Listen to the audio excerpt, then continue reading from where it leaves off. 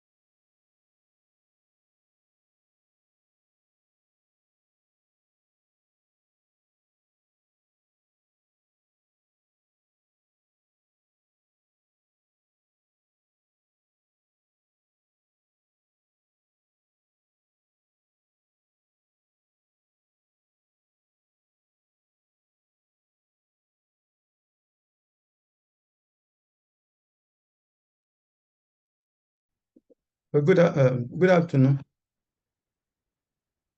Good afternoon. Yeah, sir. Good afternoon, sir. Yeah, class captain. Again, how many of us are in this class? The is full time. We're about 200, sir. About 200. We are still 56. I think you need to do a lot. Okay, no, right. Best and is the class captain, right? Yes, sir. Please, you need to do some motivation. 56 is a small class, or 57. And I had joined around 6 o'clock, or 12 o'clock. This is 14 minutes after.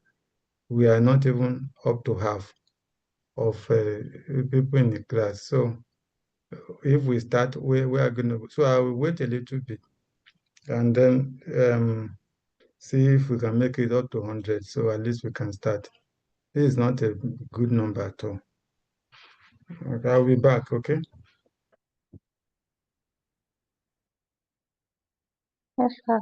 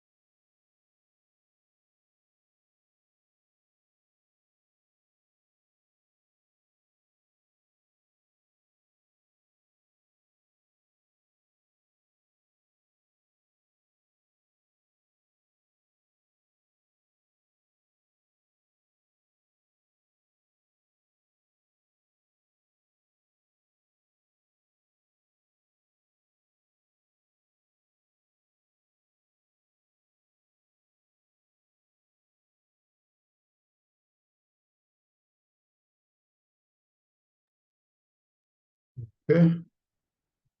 So good afternoon again. Good afternoon. Good afternoon, sir. Yes, I think we can continue our class from here. We leave it for those who want to join at their own headache. Now, so after the introduction we had last week, we will now get into it. So first of all, we will be addressing the vehicles for doing businesses. For those who want to own a business, what are the routes through which you can do a business? So we are going to be looking at the means through which those who want to own business, we own one, and then discuss extensively the implications of each of those vehicles relative to the other one. So we'll start with sole proprietorship. Sole proprietorship. Sole proprietorship. And what that means is simply that you, as a business owner, you want to be the owner of the business without really having to work with any other person. There is one auntie that has her name, sorry, her hands up. I don't know if there is anything you want to say. Quickly, go ahead, please. Unmute yourself and then talk to us quickly. It's the audio is very low. I cannot hear you clearly. Well, I am actually, I don't know what the system is, but I'm right. My head is right on the screen. And I think I cannot shout more than that. I'm actually talking out very loudly. It's better now. So Thank I you. don't know why. I don't know why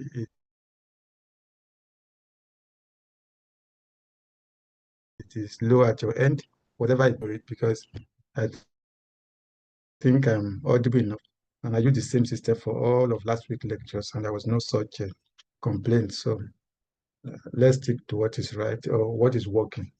Now, so we identified sole proprietorship, and let me also appeal to you. This is not just me talking. Every one of us that have experiences, you should bring your experience to the table, share with your class. When we ask questions, jump in, because it is through that kind of diversity of perspectives, opinion, or experiences that we can learn better. So I will advise you, don't be shy to talk. I can't even see you. So we are using virtual communication. So please, you can help.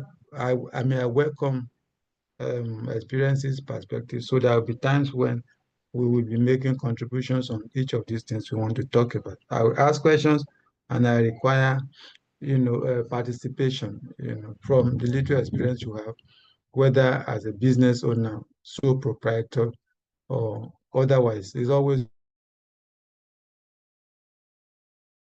good, to share that. What it simply means is that you are the person that funds your business, you establish it, you provide the funding, you provide the strategy.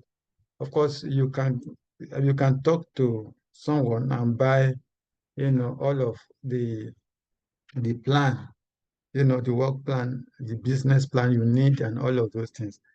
You can discuss with someone and then, pay for that kind of service. It still doesn't make you less the owner of the business.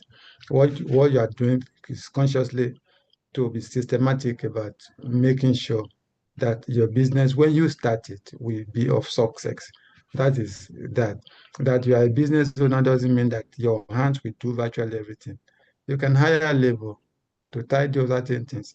That doesn't make you less the owner. Someone who works for you as your employee is not you, and you have the right to employ people. And there are there are businesses that are owned by one person that are really big. It is not that person alone that is doing the work. Others are involved, but ownership is different from employment or employees. So that is the whole idea of it. But at the level of strategy, at the level of implementation, at the level of raising capital or funds for your business, you are the one to do it. So if you are going to borrow money at the bank, you are likely to provide collateral for whatever funds you are taking. And, it is your burden. But, and those are the difficult part of just being alone, owning business and running business. Okay. The only way you can minimize that burden is to also hire, some employees who will be doing, certain job or work, for you in the business, so that you are not total. So you do with something managerial in terms of attendance and stuff like that. As I told you, it is there for you as a single business owner to engage, an agent. If you're not going to have time, you can have someone you trust or that is trustworthy who can also step in as a manager of your business. You come in from time to time. You take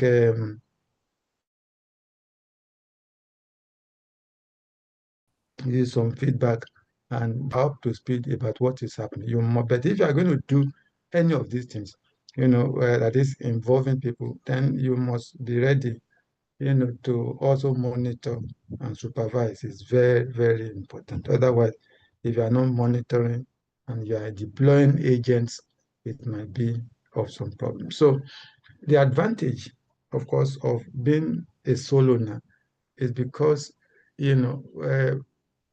it is easier. I mean, things move very fast. You don't have to wait on anyone who is not available. You don't have to also deal with the rantings of people that are working with you as partners. And, because when you are dealing with partners and the status is that you have co-equal status, you have to take them as you find them, their idiosyncrasy, their problems, their difficulty in relationships or bad communication and, and bad habits. All of them come to the table and you have to live with them. But with you alone, I just on, all the cylinders are firing. You are doing what you want to do. You are ticking the boxes and everything is good. That is an advantage. But of course, there are also cons. That is the disadvantages to doing things alone. If you have ever been alone doing stuff, you will be able to relate to where we are now in terms of looking at the disadvantages. And I want you guys to take note of all of these things. That's why it is much easier for us to sit back at our convenient place and take key notes of the issues we are discussing. So you look at the opposite end of it. Are there disadvantages? What are they? Of course, there are indeed some disadvantages. It is for us to, collate all of these things. So what are the difficult part of just being a sole proprietor? The difficulty is the fact that, you may not be able to raise sufficient amount of money. That is always there. And you may not be able to, collateralize all of the money that lenders are ready to give to you. Then of course, diversity of perspectives is always an advantage. So you will lose that because you are alone, except to consult people, who although are not your partner or co-owner, but then they are ready to speak to you, share perspectives. So it doesn't stop you from going out there and seeking some opinion on issues that relate to your business. But that you have to do it is some. So doing it alone is heavy. And sometimes it could be very stressful, depending on where the business is, the economy itself, difficulties are there. So when you share, when you inhale all of this stress, it could come up with a negative manifestations, in the way you run the business, even in wanting to just leave it behind because so these are the things that happen. when you are doing things alone. So you are thinking, reasoning yourself alone.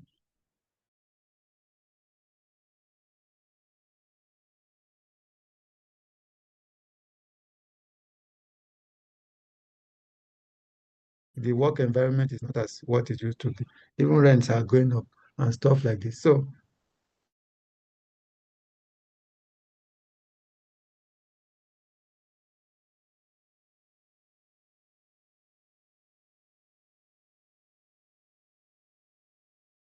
in the sense that you don't have to deal with another guy or another person with very troublesome attitude and stuff.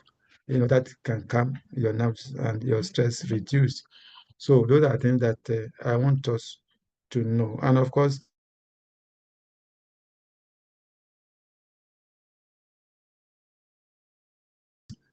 if the business is successful, if it is not successful, the losses are also yours. So you carry the benefits alone. You also deal with the burden alone. So when you are talking about, being the sole owner of the benefits or the profits, the losses are also yours to deal with. Now, of course, the side, the negative side of losses is that if they are enormous and you have to pay people, then and the business doesn't have enough capital, then your estate must be on display so that your creditors can satisfy, at least recoup their money from your personal savings or estate.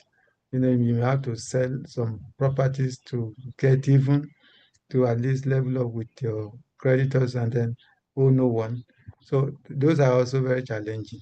But you are not going to be hiding your assets from no one, because maybe from the creditors you may be hiding, but if they are smart enough, they would have tied your hand properly, so that you do not even need to hide, because you already have an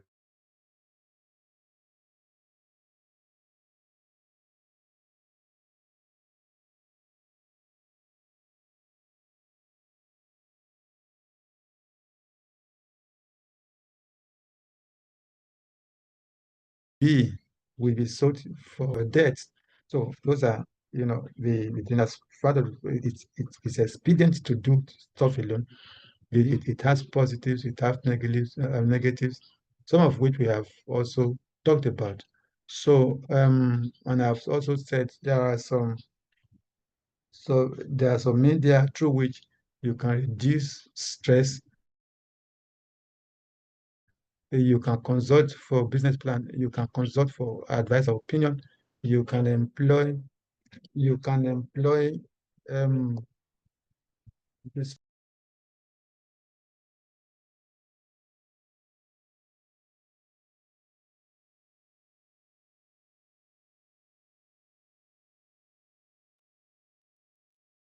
So you can employ people. So, and all of those ones So sorry, I think are your call is breaking. We skipped you at some point.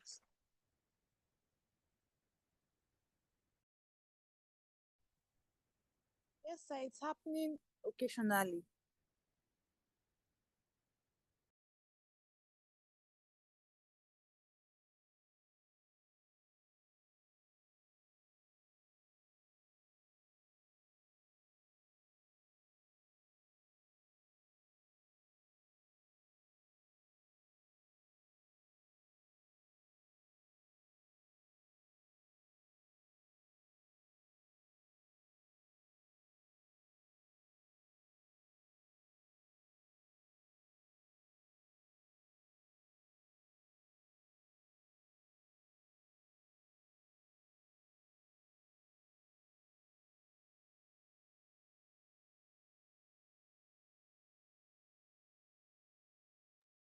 hello, yes.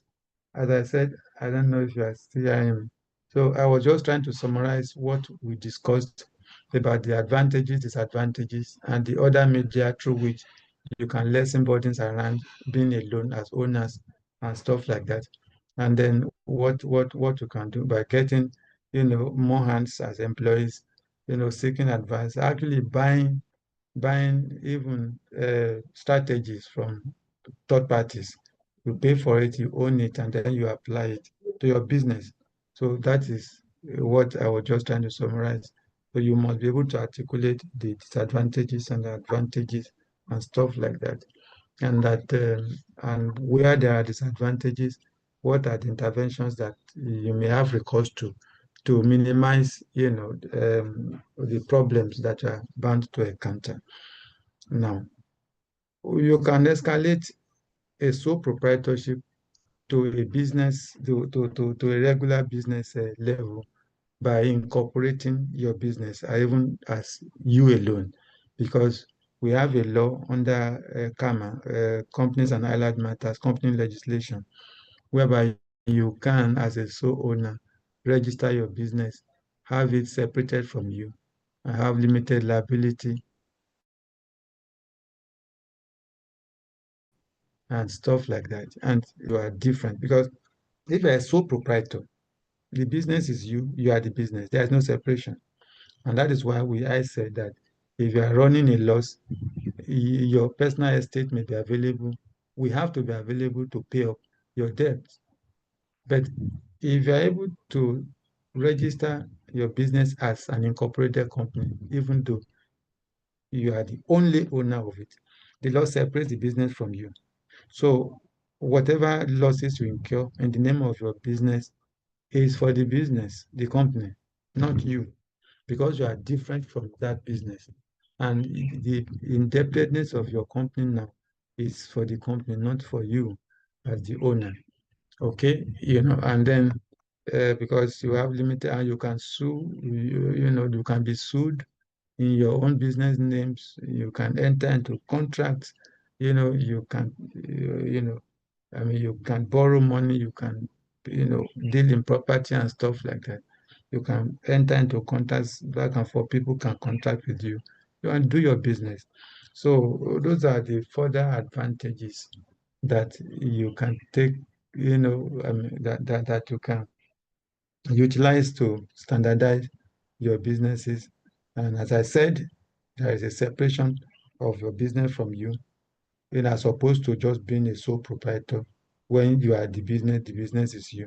When your indebtedness is that of the business, and that of the and that of the business is your own indebtedness, where creditors can look beyond the business failure and come to your own personal property to satisfy their own, needs. If you have borrowed and you are unable to do all of those things, okay? Now, of course, if you remain as a sole proprietor, the tax you also pay is like a personal income tax. It's far less than when you are an incorporated company. It's higher, okay? Although there are a lot of amendments now under the tax legislation to reduce the tax burden of businesses that are not making, beyond a particular threshold and stuff like that. So that is that one. Now, we can live, safely. We can leave the sole proprietorship as a vehicle for doing business now to, to partnership. But before I move to partnership, remember that I said last week that as a sole proprietor, see, it doesn't stop you from establishing businesses across states. You don't have to be limited to one location. If you have the means, if you have the zeal, if you have the capacity to monitor, fine, you can set up branches everywhere and then employ an agent to run those areas for you, those businesses for you. What you need to do is just monitor.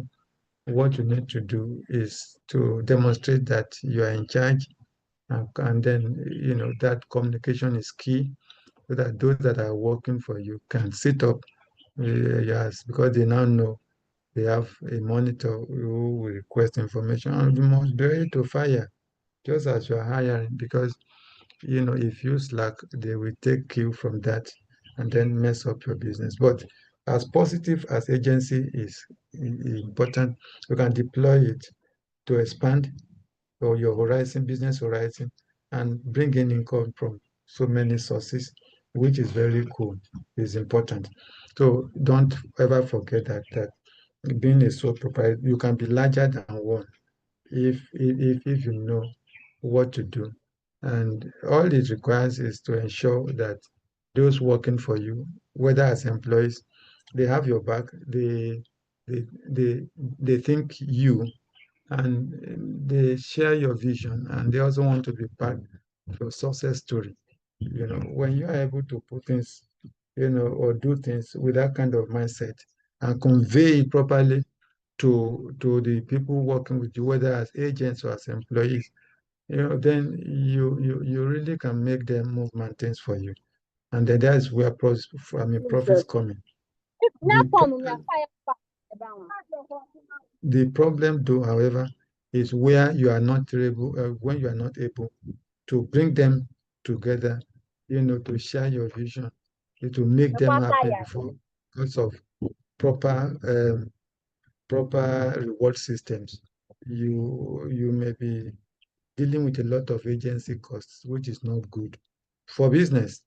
It is not good for business, and you have to make that good. So those are once you are cautious and you understand the theoretical underpinning, what you have to take into account, to reflect in your conduct, then you'll be okay. It's only when you overlook these things and you just want to be bossy, because that thrills you, that you realize that you are not moving anywhere. In fact, you may end up before long closing all of your shops because nothing is working. And nothing is working because you are not doing well. Yes, look, no, I may have to excuse myself, from this class.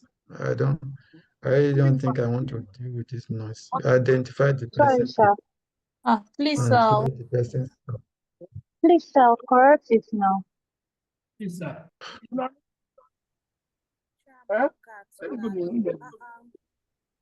We need So please throw the person out. Throw the person out. Nalu, please mute your mic. What happened is what we package this to that part. That on them want to beat you, will beat you. You still lose the story. The man is ready to finance those things. You want to go? So you get what them it count what they said. Give me please put yourself now. Because she's not even the one talking. And this is the problem that I face. If somebody can be, this unconcerned about a class of about 113 people, and you are doing all of these things, what makes you qualified to be here? Because really, you don't understand the enormity or the importance, of your class. You don't respect people. If you respect people, you will not do this to so many of people that you have. For the past 3, 4, 5 minutes, I can't say anything. And all you needed to do was to mute yourself and save us from the mess that you are dealing with. Enough majority, I can call it a day for me, because I have other things to deal with. It is fun to teach, but in this kind of circumstance, I'm not dealing with people in primary school. Can you imagine? This is a graduate class and we are still running up and down, with people who just don't care. And when the result comes and you fail, and then you start running up and down the whole place. I don't, anyway.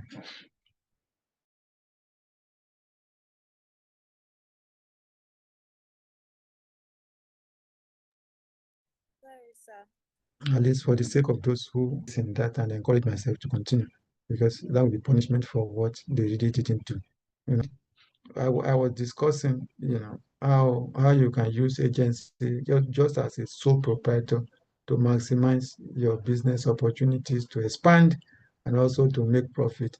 And of course, what you shouldn't ever forget to do, that when you are deploying agencies to expand business, you must be ready to monitor. You must have a good reward system. Your communication must be good because human relations is also about business. Business is about human relations. If you don't, if you lack it, then you are not going to have, better responses from people. But if you do, then people will be willing to, work with you. Your staff, your agent, let them feel as part of your business, at least in their head. You don't lose anything. You don't have to be bossy or put your bossy cap or your boss cap on your head all of the time. It doesn't work. Let them just see you as human, as someone who cares. Then they will care about you too. Recognize their challenges, try and attempt it, even if and address it, even if you cannot do all of these things. The fact that you recognize and you are striving to do so is enough to bring in reward to you. At least in terms of their participation, their commitment to your business, ready to defend that business, and really ready to make it grow. That is where these things, and most of us don't understand this thing. This thing.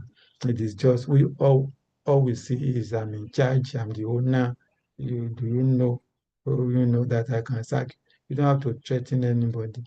It will not bring any useful or positive impact to your business.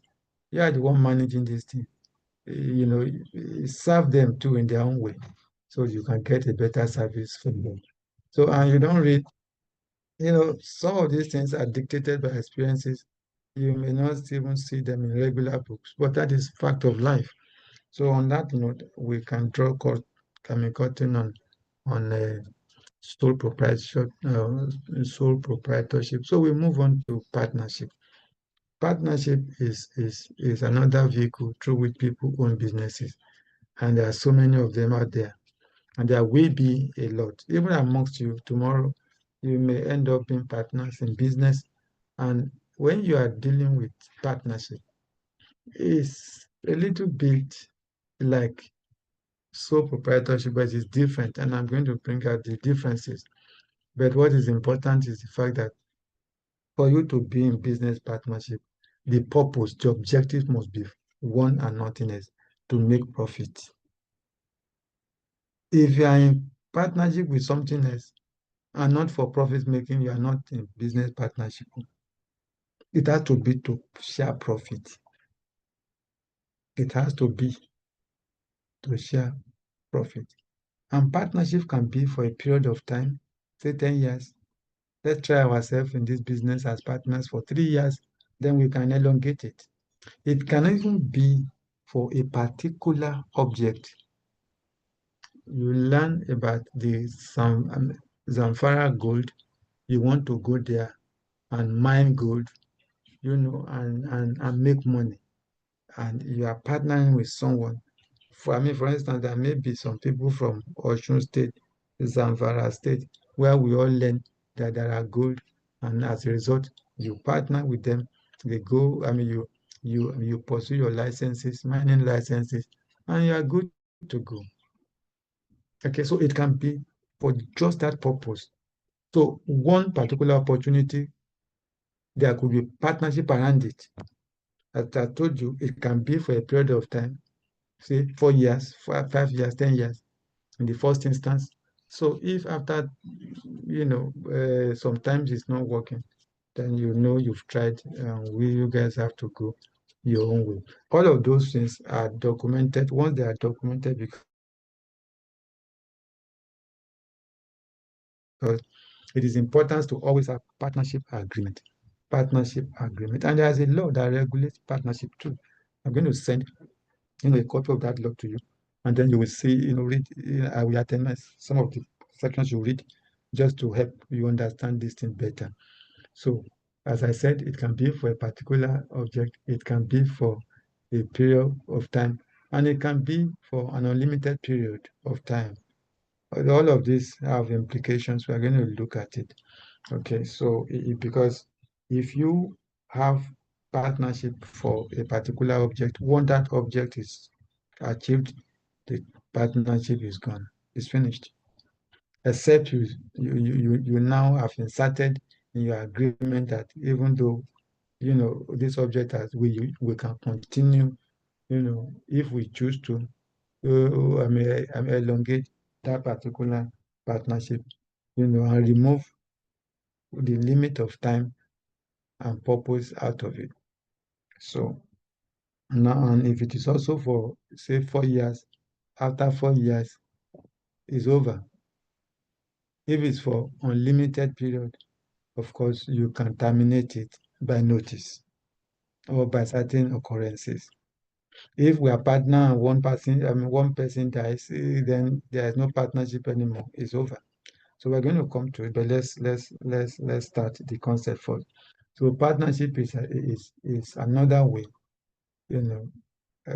arguably a better one to sole proprietorship. Now, why would people say being in partnership with someone is better than doing it alone? There are so many advantages or disadvantages, and here I want, for those of you who have ideas in terms of why partnership is better than sole proprietorship, what are the advantages or disadvantages? You can actually raise up your hand, and make contributions. But maybe just to put it under a system, I will cover partnership, and then maybe we will look for, we'll create time for people who wants to make contribution. If someone is studying, if you want to talk, just unmute and then introduce and then continue. Now, and it is better if it is documented, if your partner agreement is documented. And the reason why you document it is to enable you address all the sticking points that might create problem among the party.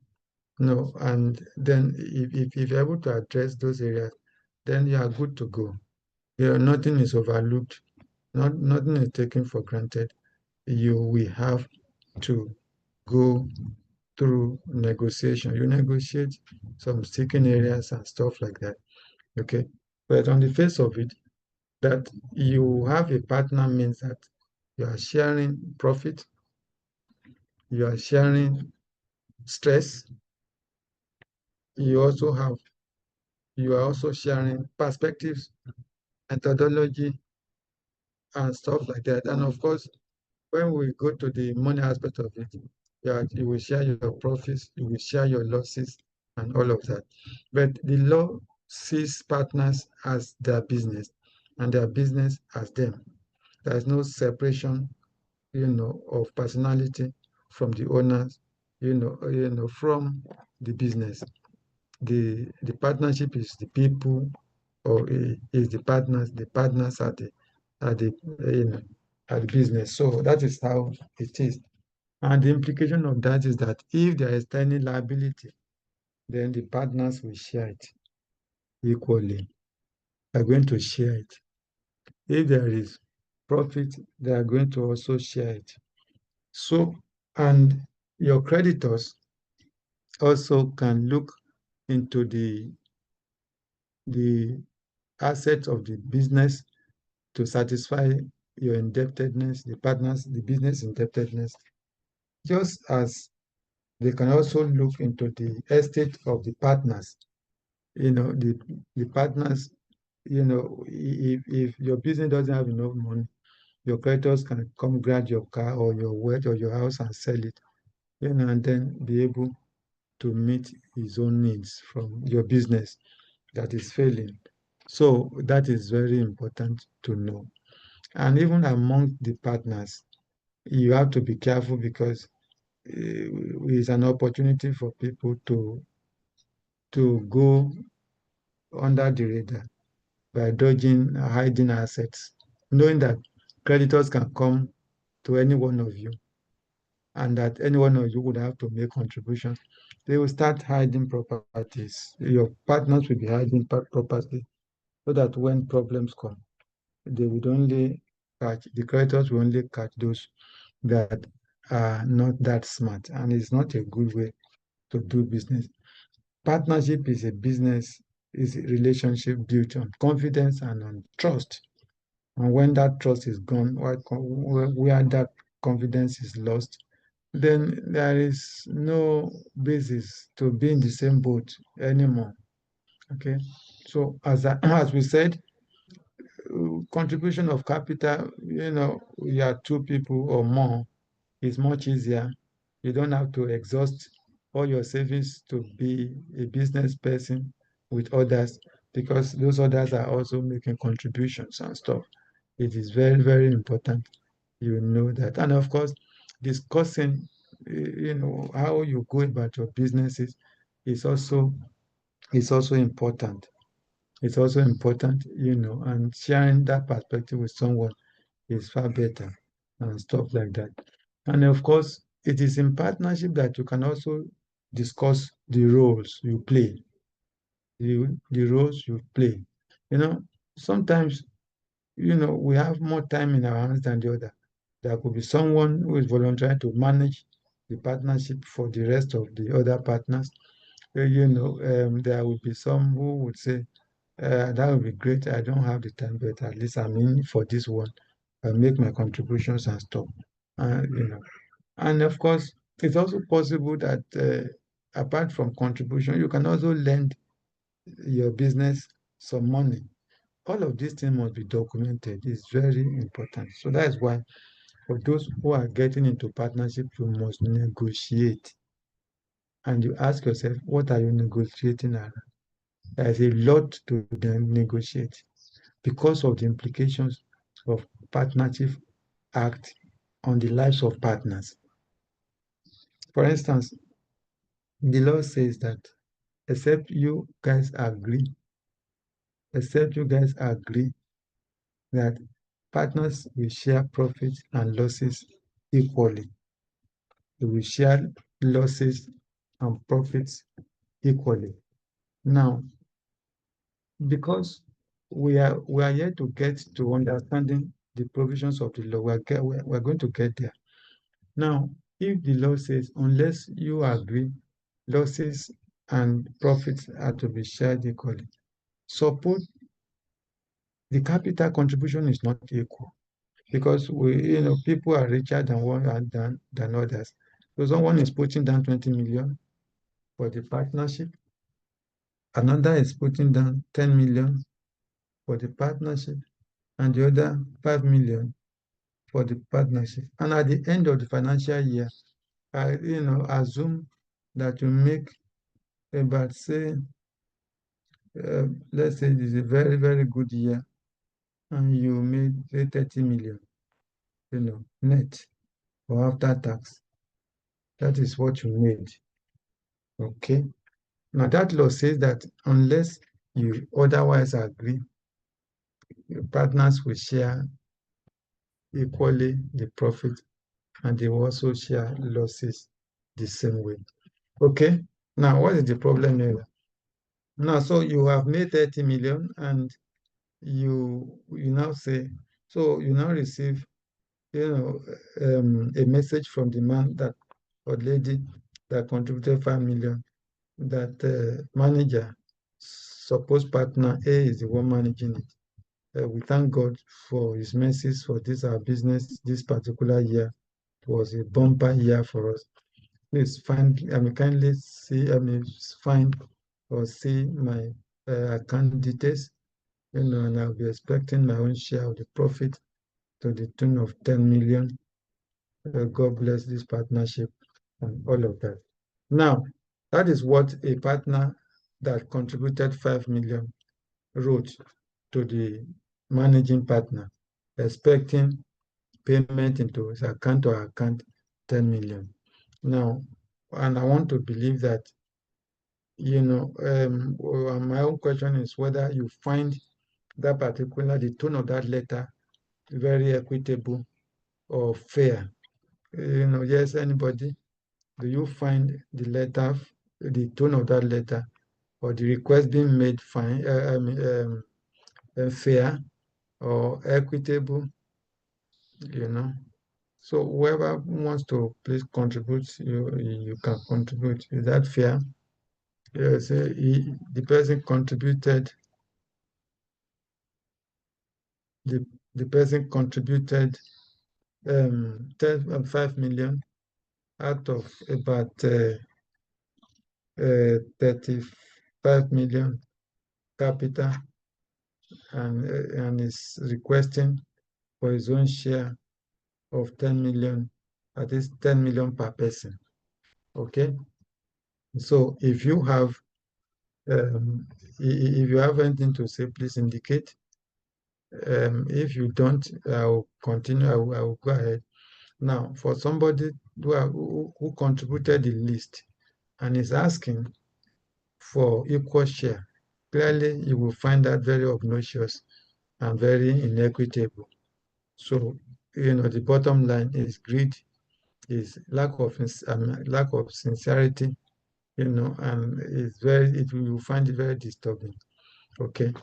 Now, but in law, that is what it should do.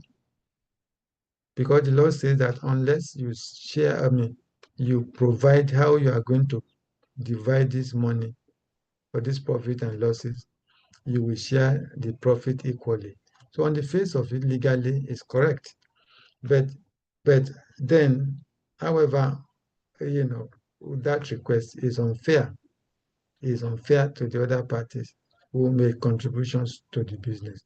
Now, and that is why it is important to always understand the language of the law regulating the business that you are in.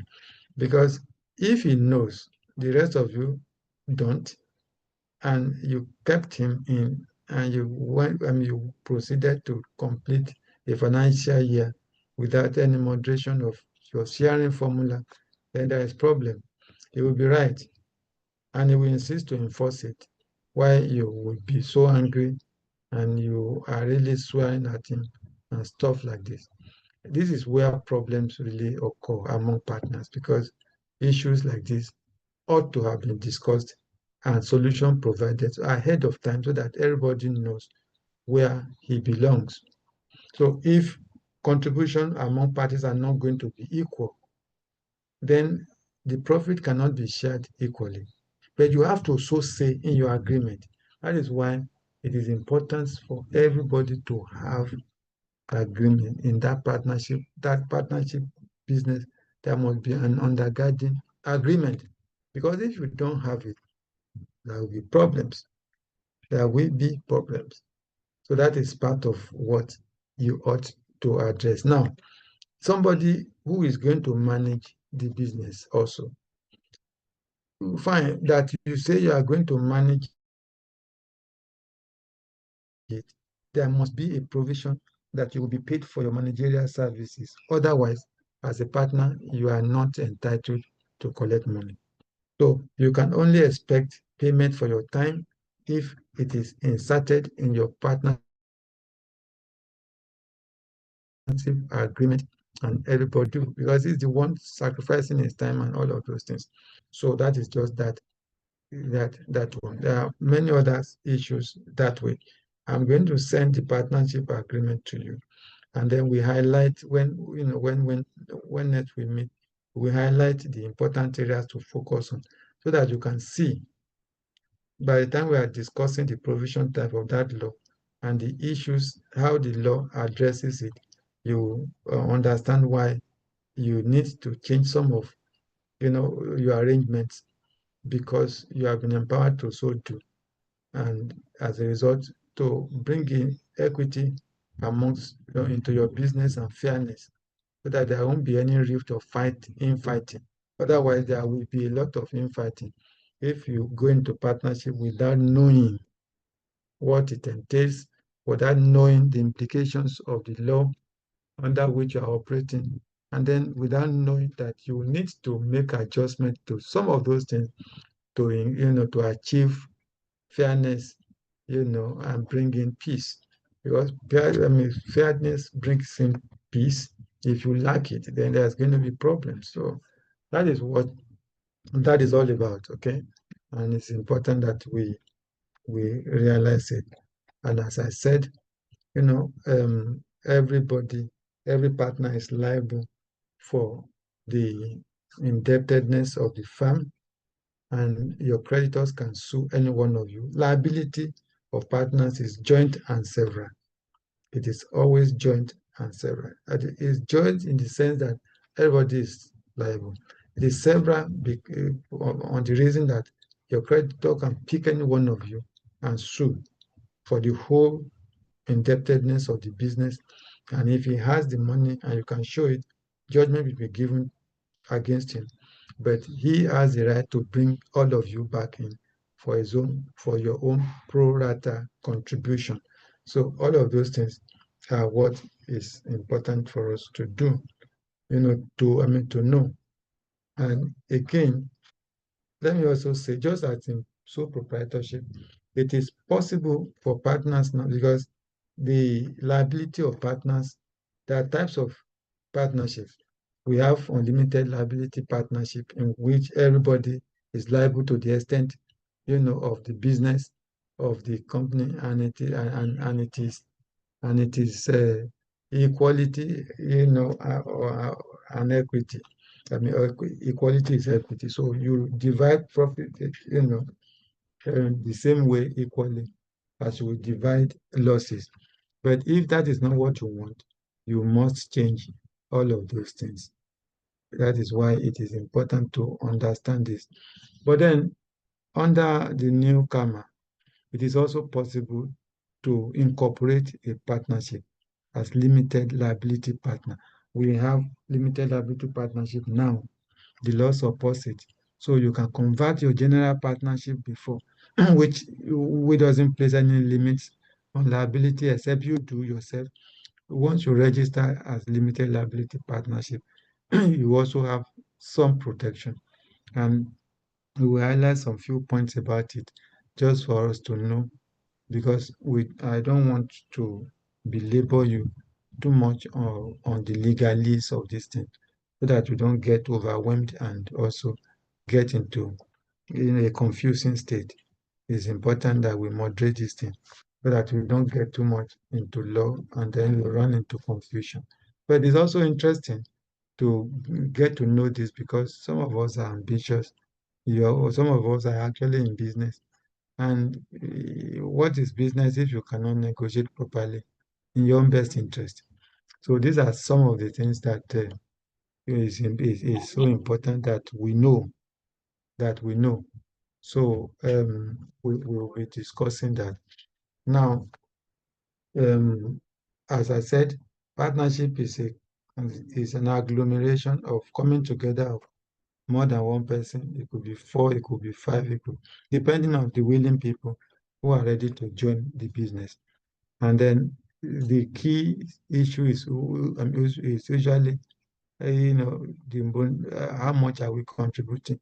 Is it equally or disparately? So if it is equal, let us agree. So in terms of losses, if we are contributing equally, fine. If we are not contributing equally, also fine. How do we share the losses? We define it. It is very, very important that all of those things are addressed. And whoever is going to be the lead person managing, sparing the time is money. So that person should be remunerated. And then if that is acceptable to everyone, we'll let it be. And sometimes every partner can bind the other partner because you are on a scale that is equal. But if you are not the one managing and we have appointed a person managing, why should you go behind us and bind us? Because if you are left alone, you can bind your business. You can bind your business in a situation in which the content or the reason why you are binding them is of no use to the partner in the partnership. But by that time, it's not known to the person you are dealing with on behalf of your business. And once that deal is done, it's binding. So again, those are areas where you might be running into. Binding. Excuse me, sir. Please, what do you mean by binding? That is, you have obligation to you have obligation to honor what somebody has done. If you have a friend, the two of you are doing business, as partners, the two of you are doing business as a partner, and you do not understand that whatever you do can bind him and the business, and whatever he does or she does can also bind you and the business. So you are bound in the sense that whatever he does is taken as if you have done it, and therefore you cannot run away from it. So if you have partnership about 4 people and you have appointed somebody as the managing partner, so all of you have agreed that he is the one to manage these things. So you can define his powers, but he's the one that you have put forward. So others, except you let them know that they don't have the power to bind or to put the hands of the other partners and the business into anything, except there is approval, they can do it. And that is why it is important to agree and expressly say, no, you cannot do this. Nobody else apart from Mr. B is the one that can bind us.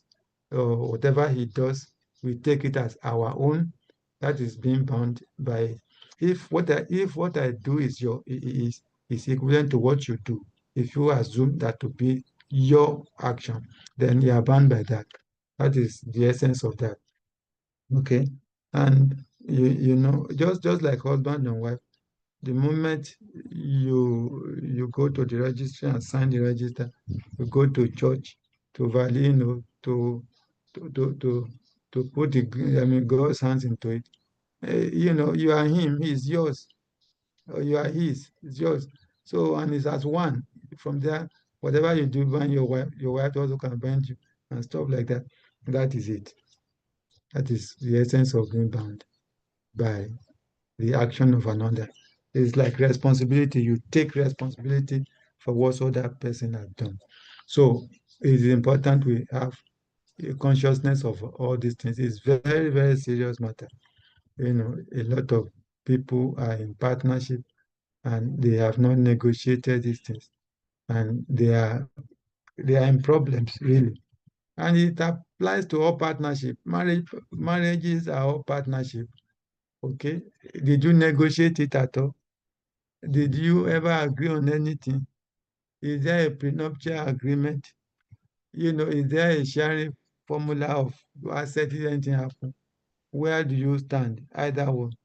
It does not matter who is richer, but is it documented? If you didn't document it, then things happen. And these things that happen is in the course of nature. People die, early. Some die late in life. Some die in the middle of their life. So, and that is a fact of life. We do a lot of prayers, hoping that God will give us grace to live much longer. But not everybody will so live. So, and if you're in marriage and you have not negotiated this, and this is where you start having problems with families because these things are never spelled out. Even sometimes you have properties that your money is even more than that of your husband. But the husband's family will say he is the owner of the property, which is not. That is where documentations are. Don't leave all of these things to third party who are not even aware, of your own effort to come and dictate. But if you have clarified and signed, you have signed, then it's so clear.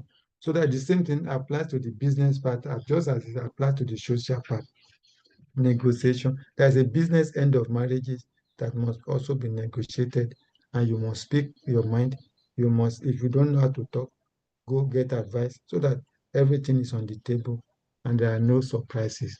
You cannot be spinning surprises if you're a partner, because your partner, you must be transparent. But how many of us are transparent? Many of us don't like transparency. Okay, but it's not good. But you cannot be in business with other person. If you're not going to be transparent, then do your business alone. If you are going to be a partner of other or even a member of a company and you are holding a position, your hands must be open. Otherwise, you are going to create problem for people. And just you some of you don't mind, or some people don't mind, not anybody in this class. Some people out there don't mind creating problems. In fact, they are happy when they are creating problems. So that is just what it is. Now, you can also register partnership as incorporated so that you can enjoy limited liability, in which case the problems of the business is for the business and its assets. Creditors will focus on the assets of the business, and that is it, not looking into what the partners have. Of course, if a smart creditor is dealing with such a partnership, they will ask you to come and give them personal guarantee that you will be responsible in case financially, in case your business cannot pay me. And if you're not ready to, the man walks away. But if you need him, the credit more than you need, you will sign. That is a way to externalize their own risk. Because with limited liability, you externalize the risk. You remove it from you to somebody else. And who is that somebody else? The creditors.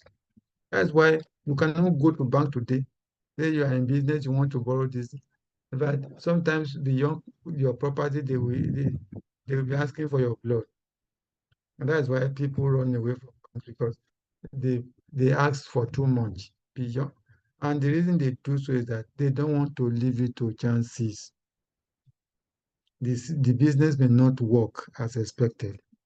Part of the partners may destroy the business deliberately or carelessly or recklessly. But the banks want his money back plus interest. Because if it's going to be losing money to so many businesses, then it can't grow. It's going to fold up. And that's why they're very stringent with their requirement of collateralization, is to protect their own business, to remain in business, and then be happy. Or if you cannot remain in business and be happy, then it is not good enough. Okay, that is just what it is. And then, so we need to know about these ones. So again, we have discussed the general aspect of partnership, the things we are going to work, we are going to look out for. We will discuss those ones more, by looking at provisions of the Act, and then we'll discuss those provision types too. Once we discuss the provision types, you are able to relate to the provisions that will ask you to look at, because you now know the meaning of those things. Okay, so that is partnership. So we move on to incorporation of business or incorporation of companies. So when you also want to do business, you can register a company. This one is popular. Everybody, go to CAC to register your business name, certificate, memo, and everything. It's done. Okay, you can even do it express and stuff like that. Register, that is done. More importantly, though, you file your papers and stuff like that. There are a series of laws that regulates how you incorporate the documents you must submit. But there is a lot of documentation. There's a lot of, you prepare your memo, all of this capital stuff. You appoint directors, you get their consent, you file all of those things. You issue shares, a minimum issue that you must have. You comply with all of those. And once you are done, you submit paper and you are incorporated. And the law says that as soon as you are incorporated, your company is different from you. It becomes a legal person, can sue and be sued in his own name. And so, although you are the owner, don't get it wrong. You remain the owner of your own business. Nobody can take that away from you. But then, in terms of ownership of the assets of the business is the owner of his assets. The owners are just the one driving, who are the investors, who are the promoters that came together to form this company for profit making. Now that the profits are coming, they are enjoying and sharing according to their share, the percentage of shares they have in the company. Okay? And so, of course, they appoint their directors. The directors are given the power under the law to manage the business. You ask yourself, who are the owners of First Bank? It's about the shareholders. There are many, but some have very high number of shares. That even in some companies, they have a clear majority of the business. And so if you have that kind of share percent, the percentage of shares, you control the business, the company. Because when you go to shareholders meeting, general meeting, you make decision through passing of resolution. And some of the resolutions, they are ordinary resolutions, just simple majority. If you have the shares, you control, and you are gone. So if you don't, you will then need others to support you, particularly when you are passing special resolution that requires 75% of votes. So those are the things. So, but the importance of limited liability companies that are registered again is that if you are limited, if you have a limited liability company, which means that you don't owe the company anything, except if you have not paid up to your shares, then you owe. But if you have paid the money representing the value of your shares, you don't owe. So no creditors can come to you. For how many of us who are here, you are part owner, you are a shareholder in Fidelity, in GTB, in First Bank, in FCMB? How many times have you seen a creditor in your home to come and pay? None, because you have limited liability, you have paid, you don't owe them anything. So the creditors will look at the assets of the company. It's only when that asset is not enough that they can then ask part of those who own the company to come and give personal guarantee. Okay? And a company you have registered is like you. It can conduct, look at how UBA when they started, First Bank when they started, and then look at the amount of capital, the assets they have today, span everywhere in the country. Billions and billions, hundreds of billions of assets. And those assets don't belong to those who funded this First Bank at that time. It's likely that their shares have even moved into other people's hands. The company, they started small, they grow big. And the law recognizes the company as a person owning those assets. And it's as basic as that, owning those assets, as basic as that. So to that extent, when you have a limited liability company, what you have done is, as owners, you are insulated from the debt of the company. You are insulated from creditors of the company worrying you. So limited liability itself externalizes the risk of doing business. And when you externalize this, you push it out of the members into the street, the creditors, the general creditors, who are the one lending. They will be the one to carry the risk, because then those ones too, they have the power of contract to help themselves, except those who don't know. If you are a creditor, you are dealing with limited liability company, then you know that you must compulsively, you must find a way to protect yourself, to either you you seek collateral, or you ask for what we call debentures, where there will be you can place charges, on some of the properties of the company, and if they fail to pay, you appoint a receiver, and then they can they can now recoup the money you have lent to them, and you move on. So there are ways and means of getting this one done. But suffice it to say that when you get into the level of incorporation of companies, then just know that in that kind of situation, you have limited liability, which is good. Those dealing with you should also be aware you must have some structure in place. You must have directors, and those directors have, sorry.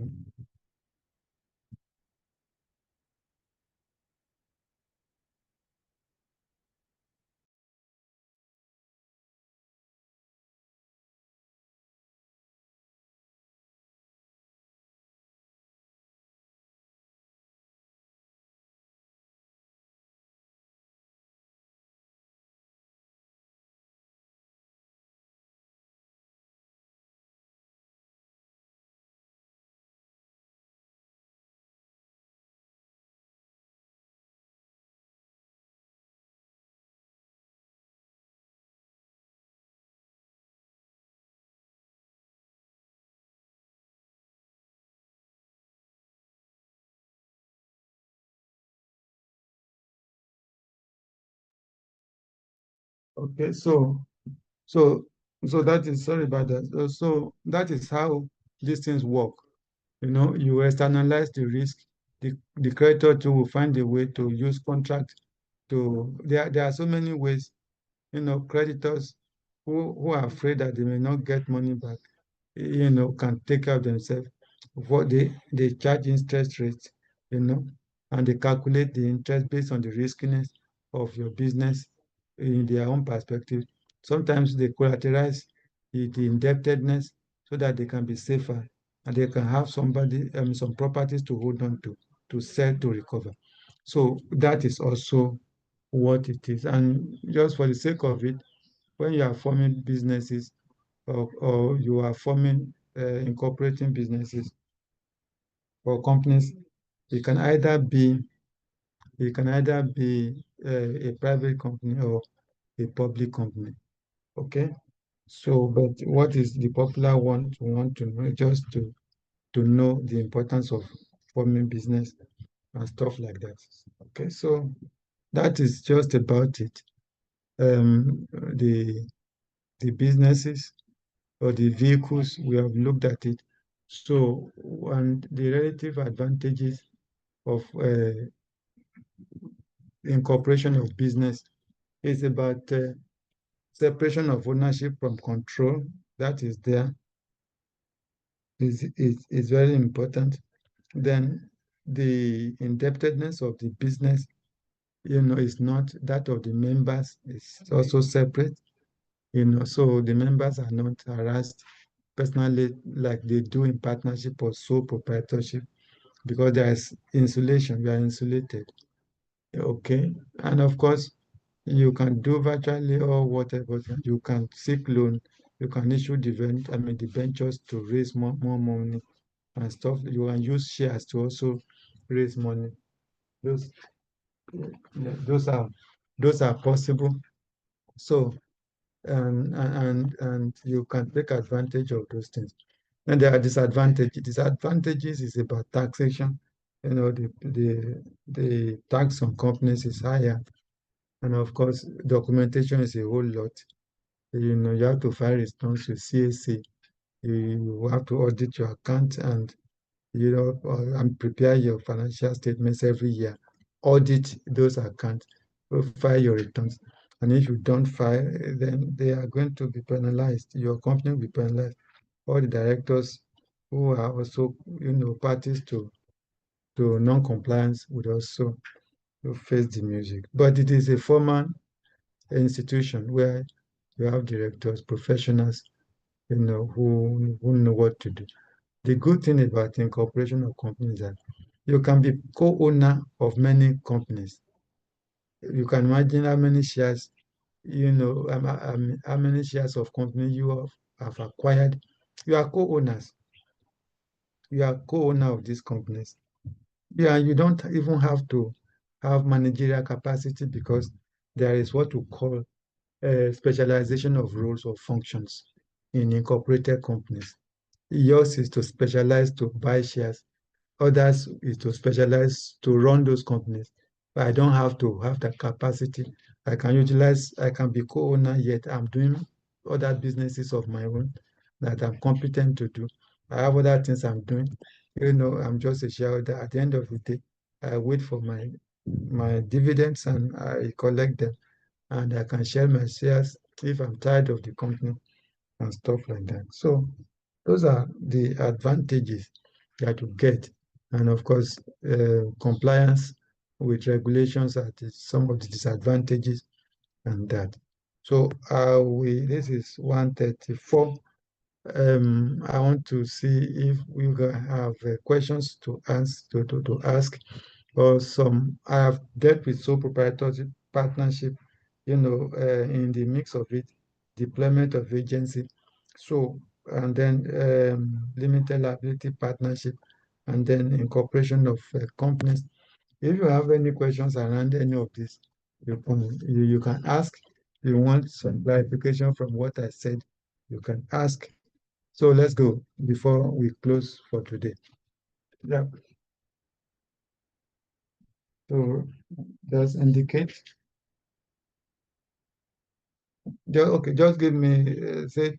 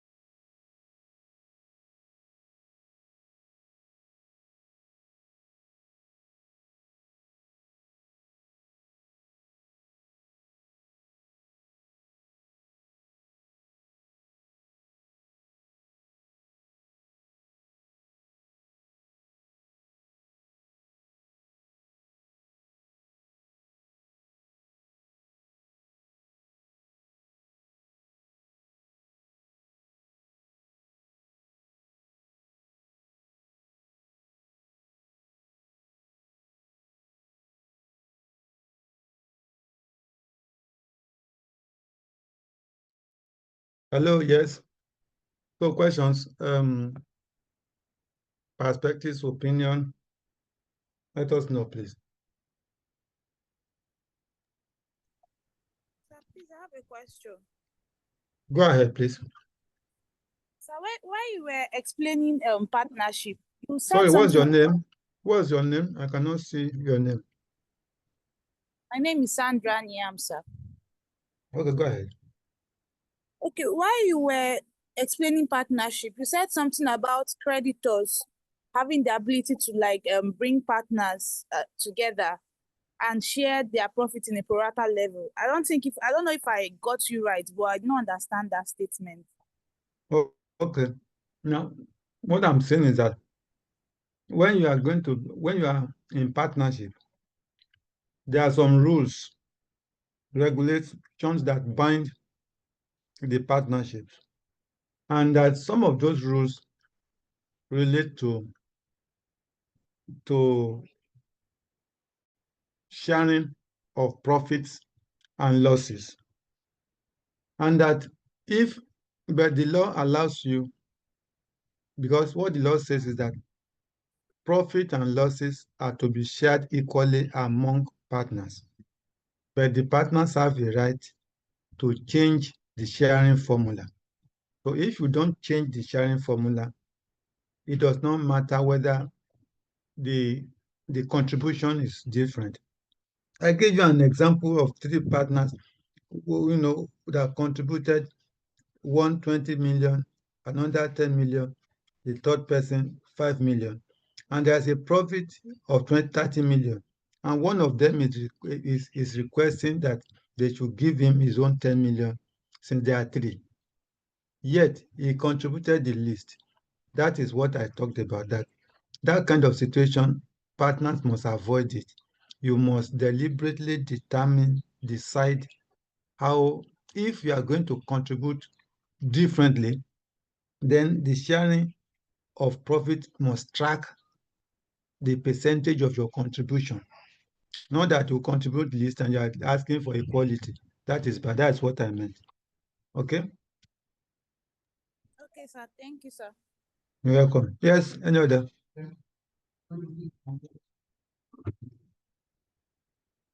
Any other person?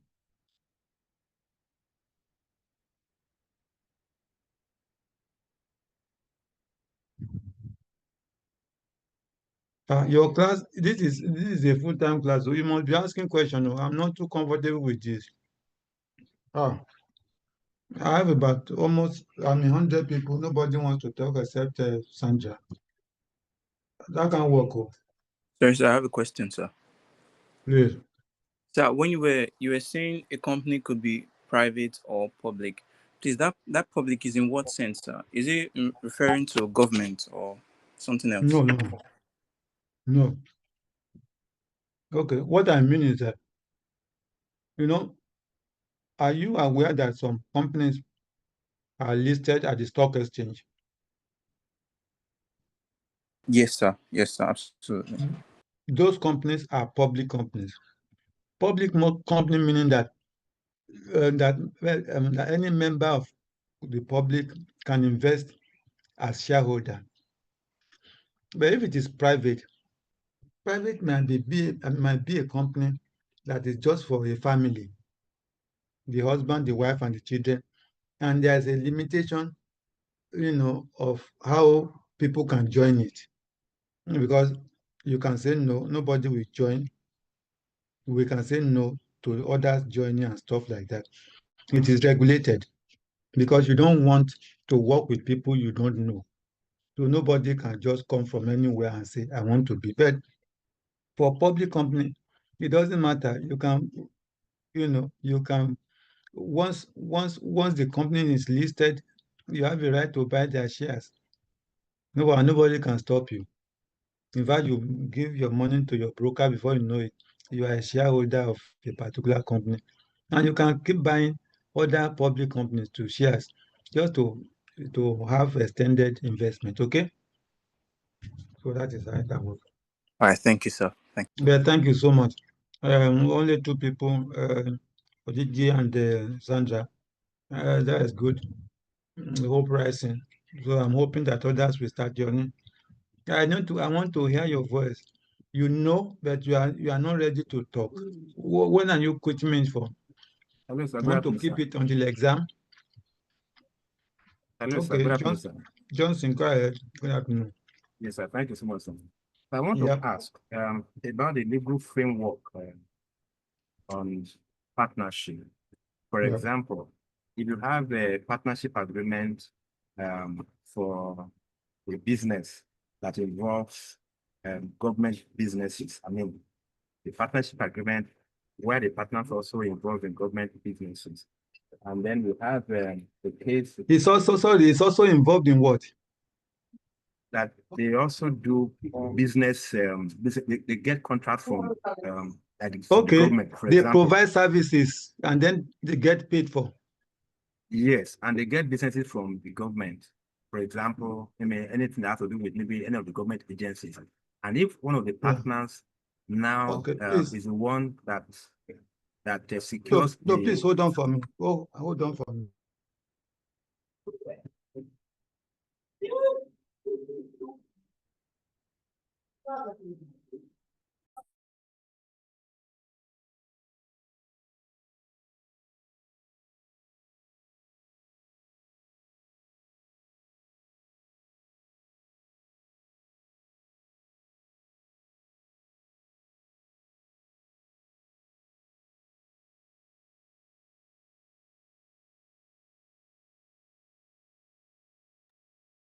So what was the go ahead, Johnson. Yes, sir. Sorry, sir. Can you hear me now, sir? Yes, I got to Okay. the point that there's partnership. They are doing businesses for government and stuff like that. Exactly. It is So, sir,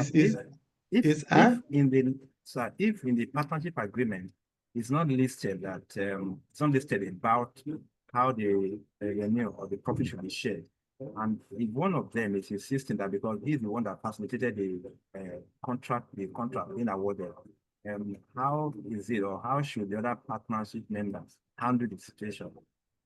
It will not work. All of those things have to be addressed. That is all peculiarities. You know, if you are the one that is sourcing businesses, you can insist that you will have some extra over and above the others. So, but if it is not so disclosed, you cannot get anything extra. That's why you must always say your mind out. Don't assume that because that they should know. No, if this is how you want it to be, you let them know that look, for anybody, and it's not just, it is general. Whoever brings business must get about extra 5% or 10%, as the case may be. So it is fair. So that motivates people to go and look for business and bring it to partnership. Not that they sit down then. So there's nothing wrong with it, but it has to be discussed. It has to be disclosed. It has to go into an agreement, and people must sign it. Okay? It has to be signed. And once it is signed, there is no problem. That's why we call partnership. You are supposed to talk, negotiate, say your mind, don't hide it. Because if you hide it now and it has not gone the way you want it, you now start looking for how to harm somebody or kill somebody, or go and get a killer to go and start, or people trying to punch out cars and everywhere and there. It is because they were never negotiated. If it was negotiated, everybody would be happy. And if it's not going to work, they would have avoided it from the get-go. Okay? Yes, another person. Thank you, sir. Yep. Any other?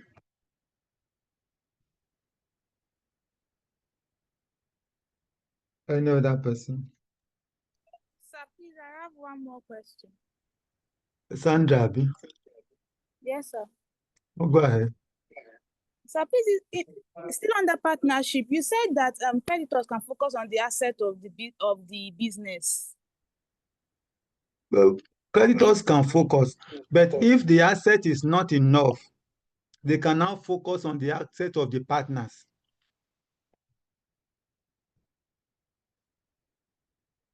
Do you get that? Yes, sir. Primarily, it is the asset of business that should be the worries of the creditor in partnership. But where the business doesn't have enough assets, then he is free to go to the assets of the partners now to get his money back, because the business and the partnership, because the business and the partners are the same. They are not separated. So he can go get their money to recoup his money and walk away. So, Okay, sir. any other, please? Yeah, you're welcome. Good afternoon, sir. Good afternoon. Yes. So you have a partnership that is bounded by a limited liability company of 3 people. Now, one of the persons. Sorry. You have a partnership. Yeah, like a partnership of 3 people bounded by Okay. someone that is like a limited liability company. Now, Sorry, go ahead.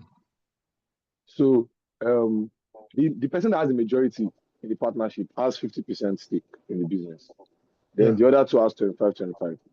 Now, the 50% person is the person running the show, right? Yeah. Then he wakes up one day and says he feels like he wants to dissolve the partnership. He wants us, like everybody, to go their separate ways. Now, what should be the reaction of the next? What can possibly be the reaction of the next two people? Now, Of the other two? okay. Now, normally, notice, you see, normally, if you have, if you're in partnership, issue of dissolution will be addressed.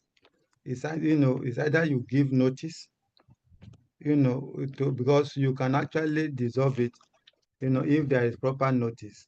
Okay. And sometimes you can also provide that in your agreement that if you want to go, it does not mean that the partnership will be dissolved. It's also debatable, is agreeable in terms of how the solution will come about. There are some cases where, even death will dissolve a partnership. But if if we are talking about limited liability partnership, because there is what we call limited liability partnership that is registered under CAMA, company law. You understand now? So that one, the business is separated from partners. The business has a legal personality of its own. So somebody cannot just wake up and say it's going. Everybody has to agree. Okay, maybe in the course of so it is not an easy thing to say. Everybody come and go. I'm tired. Where is the agreement? There is a template of agreement that they must follow. And if that template is not followed, it will not work. As I said, all of these laws, is because we have not looked at it, but we just want to understand the vehicles first, and once it's understood, then we can shift to the legal framework so that you have a better idea of what your partners must focus on, what they must consider, the steps they must take before they can, do or take some decisions, and that's what. So that's just it. So I will transfer the Partnership Act, to your class captain who will circulate it. I will indicate the sections you are going to read before you come, so that when we come, it becomes much easier for us to discuss it, ahead of time. So then it will be, and I'm expecting that you will take some time out to read those listed provisions that I want you to study before the next class. It becomes much easier to sort out then. Okay. So I guess this is a very good place to stop. I want to thank you for coming, and especially those who have lent their voice or voices. I am sure that there is a lot of there's a wealth of experience in the class. Maybe you have not really, you are just trying to embrace it, the talking and sharing perspectives. I'm confident that in the next class, the discussion will be more robust. There will be more people to contribute, not just Sandra and the other colleagues, Johnson, Ajibola. I want more people to please participate. You don't know that your colleagues are listening, and you are really addressing some issues that are touching their lives. Some of them are still very shy to talk, but don't worry, we will do the best we can so they too can talk. So have a very wonderful day, everybody.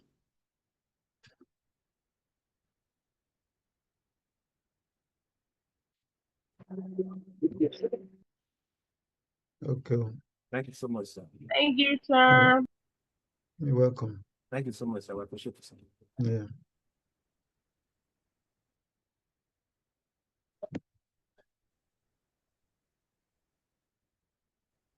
Thank you, sir. Thank you so much, sir. Yeah, you're welcome, Jack.